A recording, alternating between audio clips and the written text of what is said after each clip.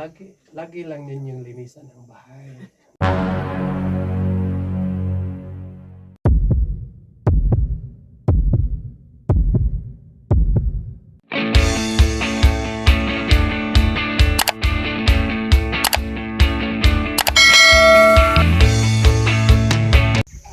Hello mga kababayan, magandang araw sa inyong lahat. Kumusta na kayo dyan?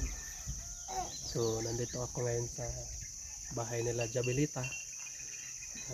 Ibigay ko yung allowance niya galing kay Tita Emily Guin ng Singapore. So, maraming salamat po sa iyo. So, yung isang linggo lang ito binigay ni Sir Paul kay Istong. Hindi ko lang nabigay mga kababayan. Kasi nung nagpunta kami doon sa ilan ni Jeffrey, so masama yung pakiramdam ko mga kababayan. Gusto ko sana nga pag nandoon na kami, dumiretso kami agad dito sa kanilang bahay, pero hindi na kinaya sa aking katawan mga kababayan. So hindi na kami nakatuloy dito kasi gusto ko sana nga pagkatapos sa kanilang closing, ibigay ko sa kanya yung allowance niya para happy naman po yung bata na meron siyang allowance kahit kakatapos na sa kanyang closing. So ngayon ay hindi na kinaya.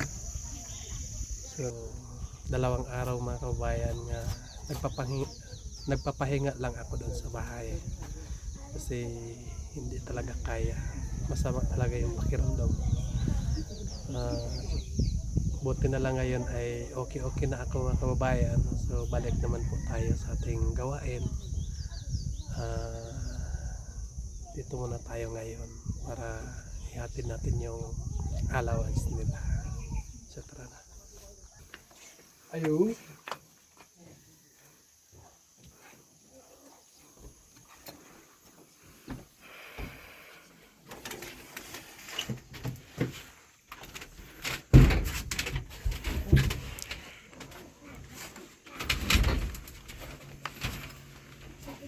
So yun mga kababayan, sa buti ay nandito sila Jabelita sa yung nanay niya.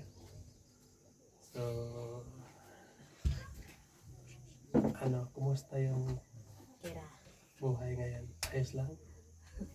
Ikaw, kumusta? So pasensya na kayo, hindi ako nakapunta dito nung closing. Hindi ko kayo nasamahan kasi nagpunta kami doon sa Mapula. So wala kasing kasama ni Peter Paul, kaya ay nagsama-sama kami doon dalawa. So buti nandito din si Istong, so kasama din namin doon. So hirap kasi mga kababayan kapag walang kasama, no, tulad nung nakaraan nga naubusan sila ng gas. Hindi natin talaga maiwasan, no, lalo na kapag malayo yung biyahe, kapag sobrang pagod na tayo magmamaneho. So hindi na talaga natin ma-check, no, kapag ano ang kulang dahil sa pagod. So kaya ay nagsama-sama kami doon sa barangay Mapula dahil meron tayong scholar din doon nga tinulungan ni Sir Paul para po ay yun, dinala na siya sa Manila. Doon na siya pinapaaral. So masaya ako dahil meron tayong mga katutubo nga katulad natin nga isa na naman nga dinala ni Sir Paul doon sa Manila. So tuwang-tuwa ako, no. So kumusta yung closing? May ka ba? May tawag dyan? Meron ka bang award? Wala. Bakit wala? Hindi mo pa nakuha ang card mo? Hindi pa. So, pag may ka, may oras ka, kunin mo yung card niya. Kahit wala Ha? wala po eskwelahan. Bakit daw? Kasi anda. Ingon to sir na. Anda ka na. Ito daw sa grade 5 daw. April na siya sa klase niya. Anda ka na. Kay. Pag-abra sa klase kwaon. Hmm. So dapat ano na sa nagipitsuran lang to. Bahalag dili makuha pa sa pitsuran ng card. So, anak lang unda nimo ba kanang Karang plano na ba di karang course dito niya. Kuha na kung tag card niya niya. Hindi mo to siya nga busy daw siya. Mga siya. So busy daw ang maestro kaya ay hindi na ano yung card sa hindi na ano yung card ng Jabilita. sunod na lang. Kaya sa klase niya. Pag-abra sa klase, so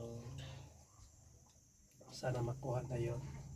Kasi ang gusto din ng sponsor natin na makita yung grade ni Jabilita, makita yung grado niya.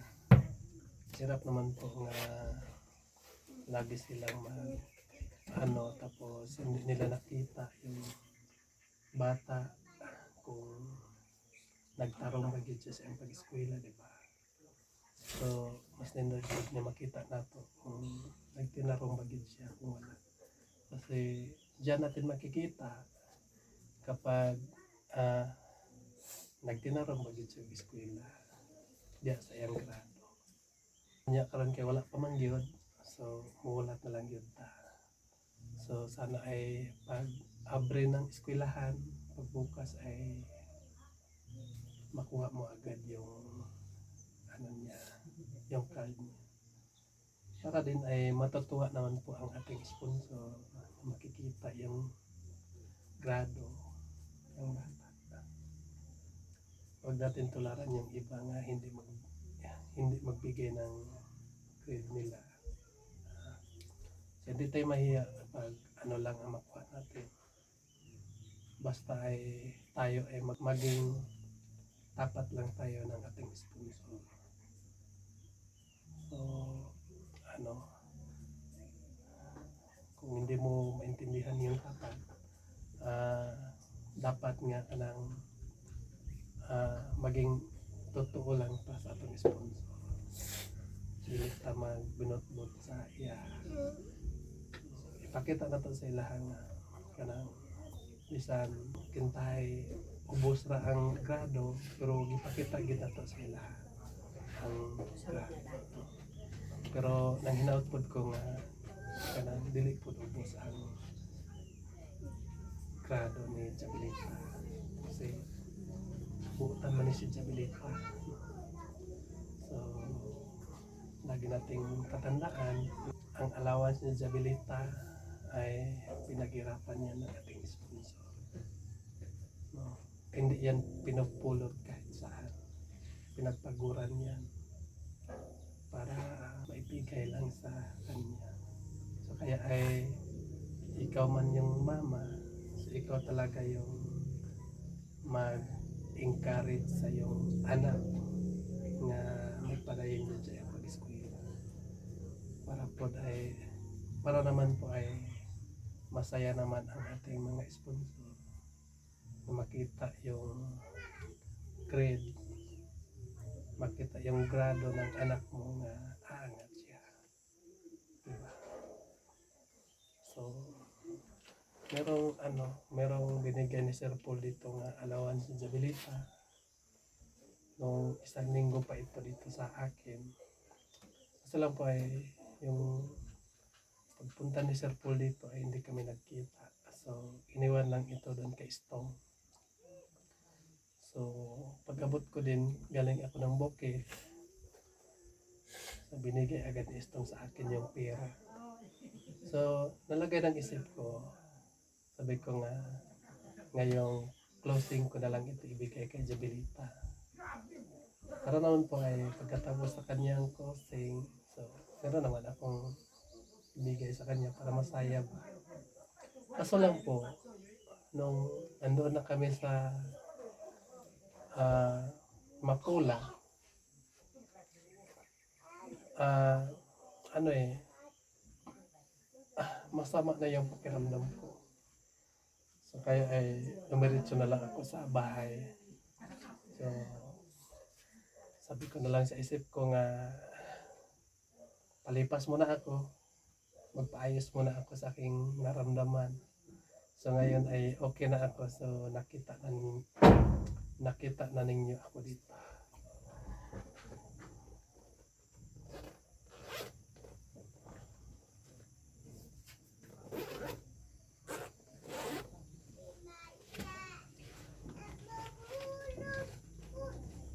Maraming salamat po sa ating sponsor. Ito ay galing ito kay Tita Gwen ng Singapore. So, ito ay binigay ni Sir Paul kay Stong kasi hindi kami nagkita. So, ngayon ko lang ito binigay sa kanila mga kababayan kasi po ay hindi ako nakapunta dito nung closing nila. Kasi masama talaga yung aking pakiramdam. So pasensyahan nyo na lang mga kababayan. Dito yung pagbigay ko sa kanila ng allowance ni Jablita. Ganun mo yung kamay mo. One. Pila man eh? Ha? 100. Ha? 100. 100? 200 ng duha. Ganon. Kini dugang. 300. Pila? 100. 500. 500. 600. 600. 700.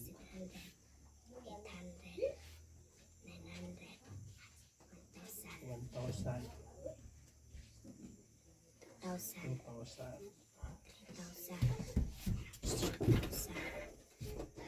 5,000. So, nandyan na yung allowance niya. At sana po ay bigay mo na lang yan sa mama mo.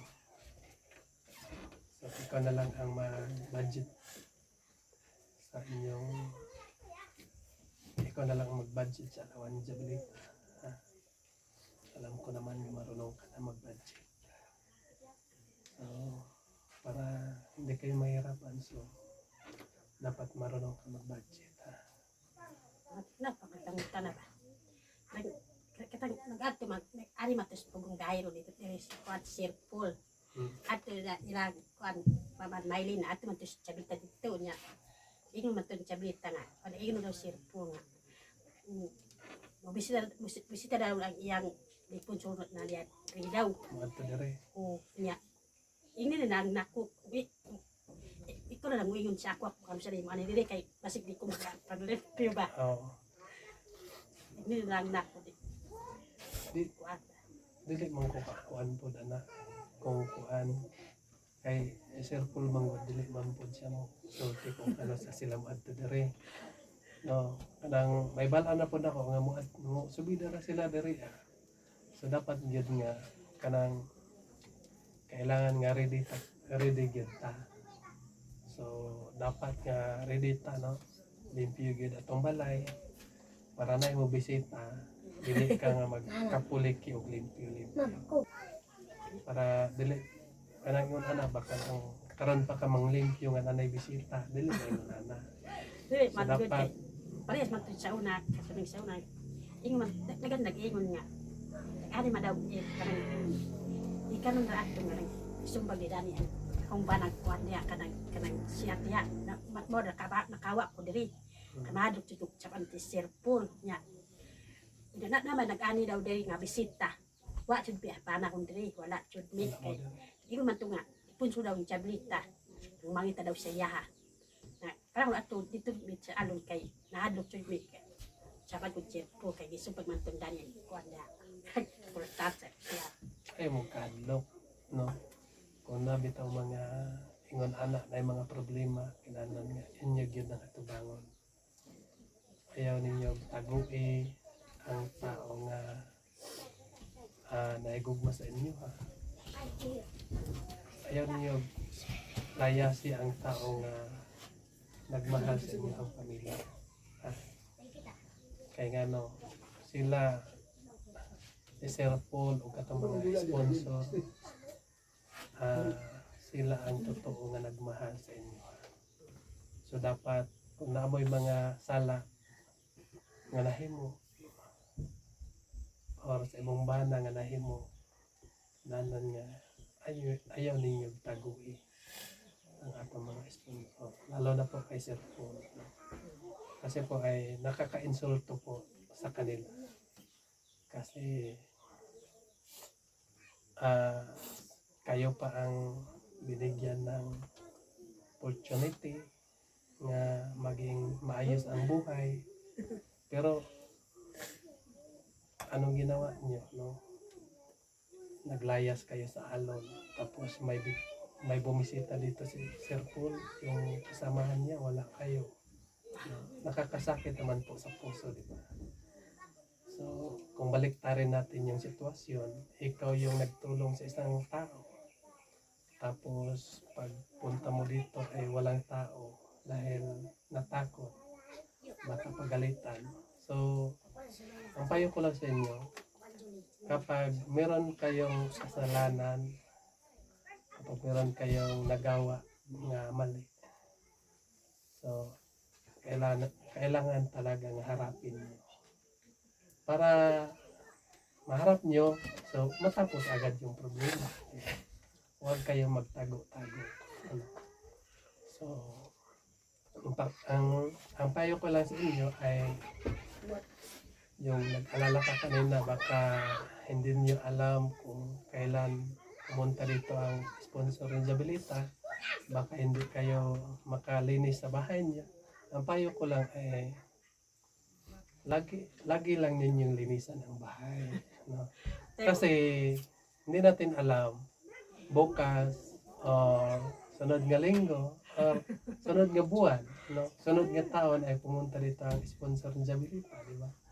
So, hindi natin alam kasi kasi po si Sir Paul ay hindi talaga yan magsabi kung kailan sila babalik. Gusto niya ay yung magulat ka ba? Ala, nandito na sila, di ba? Yun ang gusto ni Sir Paul. Hindi yung ano nga, yung magpunta sila dito nga alam mo na, wala yan sa kanya. Yung gusto niya nga magulat yung tao nga pinupuntahan niya. So karon, unsa may masulti nimo sa sponsor nato? Maraming salamat po sa ating sponsor sa walang sawang suporta. Salamat po. Ikaw anong masabi mo sa sponsor Jabilita? Daghan salamat sa sponsor ni Jabilita nga pagtabag sa iya. Ya, daghan pasalamat na ako sa imo nga.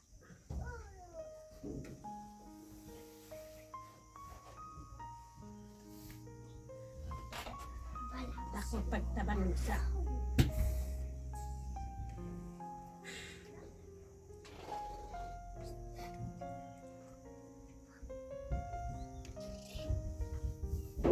panik kamu to na ako si Jabilita pa eskwelahan. Diretso pareha sa amo nga way grado. Pero si Jabilita bisan pag may klase, bisan pag sa absent unta siya, pero di ako siya gusto pa absent siya kay gusto na ako gayo nga. Paparik ka mo ito pa eskwelahan kay parang kahawas yun sa kalisod. Dagan ito salamat ka karang pagsilputan yun mo kay Jabilita. Bisan pa anak yun may anis ako na. Pero parik ka mo ito na ako sa Jabilita nga. Baka lapos saya sa iyang pag-eskwela. Dagan tigala salamat sa iyong pagtabag sa Jabilita.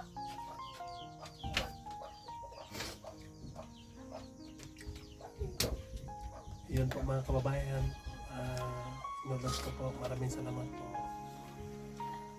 kay Sir Paul at kay sa sponsor ng Jabilita. So sana po kayo magsawang mag-suporta kay Jabilita sa kanyang allowance para may pagpatuloy niya ang kanyang pag-aral at para ay maabot nila maabot niya ang mga pangarap niya sa buhay. So, lagi din natin mga kababayan, ipagdadasal ang ating leader na si Sir Paul. Sana po ay gabayan siya ng Panginoon palagi. Dahil po ay siya ay sobrang busy po siya ngayon mga kababayan. Punta naman siya ng Manila, Mindoro. Pagkatapos mga kababayan ay balik naman po siya dito sa Lapaw. So pagkatapos niyan ay balik naman po siya sa Manila mga kababayan. Dahil po sa ating mga scholar, so yun ang grabe, no? Busy po siya ngayon mga kababayan. So pagdasal lang natin siya mga kababayan. Ay pagdasal natin siya na ligtas siya sa mga lahat, no? Ligtas siya sa mga lahat mga gawain. So sabayan natin mga kababayan at tulungan natin si Sir Paul. Kapag wala man tayo may tulong sa kanya na kahit ano, yung pagdadasal natin mga kababayan, yun ang may tulong natin sa kanya. So yun lang po mga kababayan. Maraming salamat po sa inyo lahat. Mag-ingat kayo dyan palagi.